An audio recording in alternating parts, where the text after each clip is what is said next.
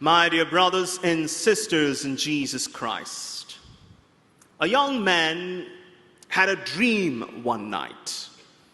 And in the dream, the Lord appeared to him and said, "Young man, you have been very devout. I have a little task for you. Just outside your cabin, there's a huge boulder. I want you to push that boulder." Being an obedient young man, he woke up in the morning, and rightly so, outside his cabin, there was a huge boulder. And he began to push. He began to push from morning till evening, for days, for weeks, for months, in the hot sun, in the cold weather. He began to push and push the boulder, but the boulder never moved an inch. But he kept on pushing. But when things don't go the way you want, what happens? You get disappointed. Despair and hopelessness creeps in, and these are seeds sown by the evil one. These are moments of temptation. When things don't go the way you want, the evil one comes and sows seeds of despair and hopelessness. And rightly so, the evil one came to this young man and said, "Oh, young man, you're wasting your time. You've been pushing this boulder from morning till evening for days, for weeks, for months, in the hot sun, in the cold weather, in the rainy weather, but the boulder hasn't moved an inch. You must be crazy to follow this God's order. Forget about it. Go about doing what you do best." But the young man, who was devout, didn't give in to his despair, but he said, "I will take it up to the Lord." So that night he said, "Lord, I want to talk to you." And the Lord said, "All right, son, what is it about?" "God, I've been pushing this boulder from morning till evening, for days, for weeks, but the boulder hasn't moved an inch. I feel I've been wasting my time. You asked me to push the boulder, but why hasn't the boulder moved an inch?" And God looked at him and said, "Son, I asked you to push the boulder, not to move the boulder. I asked you to push the boulder, not to move the boulder. Pushing the boulder is your job. Moving the boulder is mine." Sometimes we like to play God. Let God be God. Let's do what God expects of us. All that God expects of each one of you is to push, and let the Lord do the rest. Keep pushing no matter what. And God said to this young man, "Young man, you said nothing happened to you. Look at yourself. Look at your arms, how strong they are. Look at your biceps. Look at your back, how strong they have become. So don't tell me nothing has happened." Keep pushing no matter what. Your job is to push. God's job is to move the boulder. PUSH is an acronym for pray until something happens.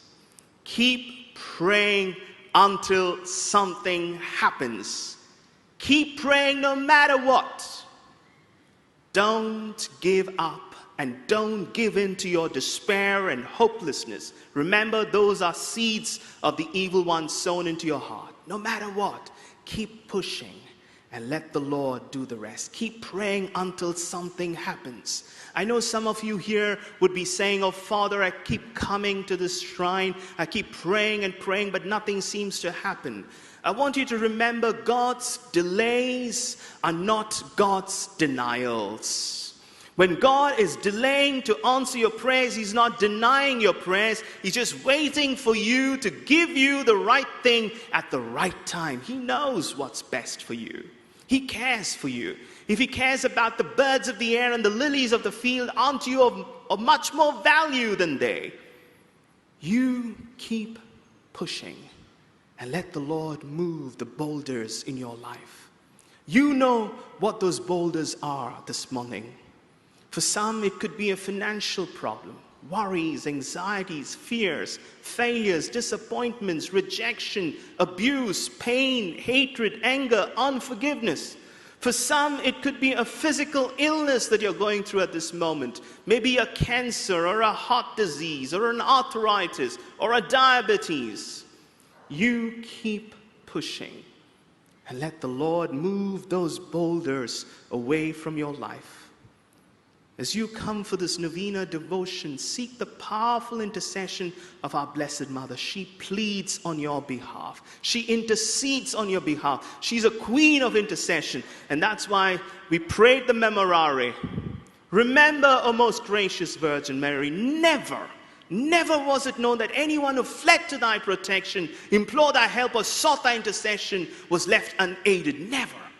Never was it known that anyone who came to our Blessed Mother went home empty-handed. As she interceded for the young couple at Cana of Galilee, she will intercede for you. She will clothe you in her mantle of love and protection. She will plead on your behalf. And a mother's cry will never go unanswered. Her son Jesus will yield to your intentions. So most important of all, be confident when you pray. Have deep faith. The Lord says, ask and you will receive. The Lord is saying, ask, I will think about it. Give me about a week's time. I need to process it through my angels. No. He says, ask and you will. It's definite promise. It's for you to claim these promises with deep faith. Ask and you will receive. Seek and you will find. Knock and the door shall be opened for you. Along with confidence, you need to be persistent in your prayers. Don't give up. Pray without ceasing. And the Lord will give you the right thing at the right time. He knows what's best. If He cares for the lilies of the field and the birds of the air, will He not care for you much more? Look at the testimonies that we keep having every novena, every week. These are the powerful working of the Lord through the powerful intercession of our Blessed Mother. Pray this morning for the grace to have deep faith, to be persevering, and to know the Lord will move the boulders of your life away from you.